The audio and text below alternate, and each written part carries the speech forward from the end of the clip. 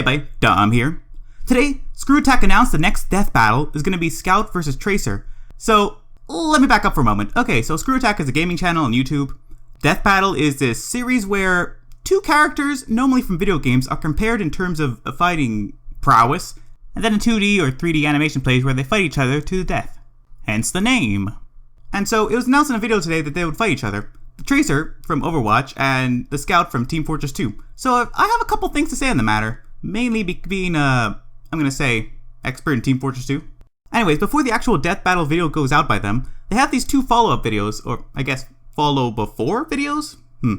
One of them covers Tracer's skills and combat prowess and things like that, and then the other covers the Scouts.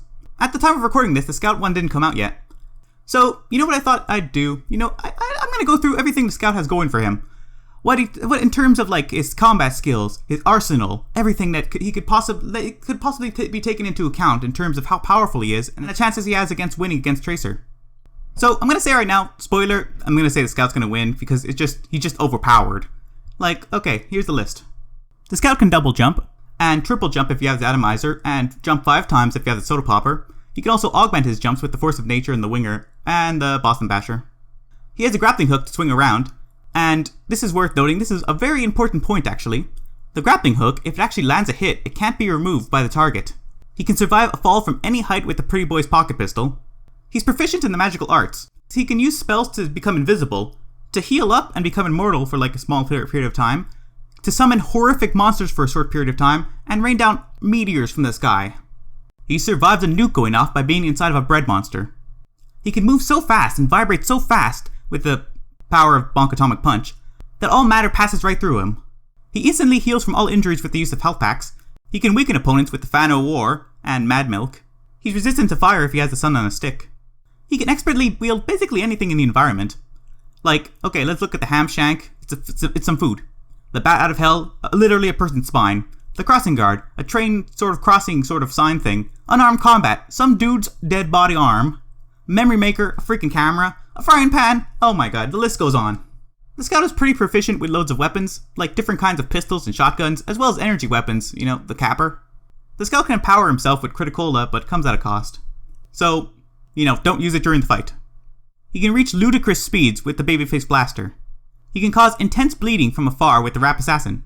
He can immobilize enemies from afar with the Sandman. He can pitch a ball and toss a meat cleaver with perfect accuracy.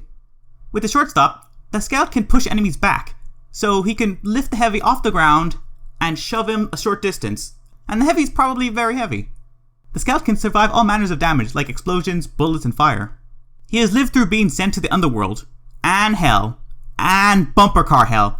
And it's weird that bumper car hell isn't hell, and the underworld also isn't hell, but they're all different places, but they're all, pretty much hell. Does that make any sense? He can survive the vacuum of space. Okay, so here's a really important one. RD Asteroid is an outdoor map, takes place on the moon.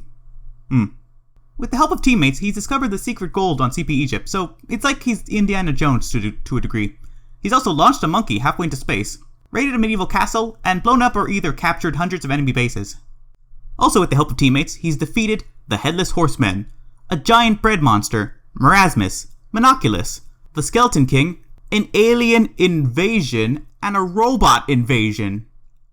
So, in terms of winning a fight, it's not all about combat prowess, or arsenal, or strength, it's also about strategy. So, how does the Scout fare up? He has headphones on, so he tells teammates about locations of enemies and things like that. Like, canonically, if you're playing the actual game, you could do that, but not necessarily. If you consider everything mentioned, the whole invasions of robots and aliens and regular wars that happen in Team Fortress 2, the Scout is very experienced. Another thing to consider is the way the Scout works. The Scout is a hit and run class. What he prefers to do is go behind enemy lines, sneak up and, take things to his advantage when people are not aware, when the situation is in his favor. The last thing to talk about is the enemy the Scout is facing, Tracer. She uses time displacement, whereas the Scout uses actual athletic skill. Now, I'm not saying that she doesn't use athletic skill, I'm just saying that if the Scout loses, it's probably due to time cheating. Oh no, Scout, you dealt the final blow on me, I'm dead! Oh, whoops, we went back 5 seconds, I win. Anyways, this was the video. Thank you for putting up with my rant. I did a couple bit of research. I imagine that Screw Attack also did their research, and maybe their research is better than my research, and they'll figure out who wins in the end by their accounts. I'm just gonna say right here, spoiler, Scout wins, just saying. Spoiler, Scout 2016. Thanks for watching. Au revoir.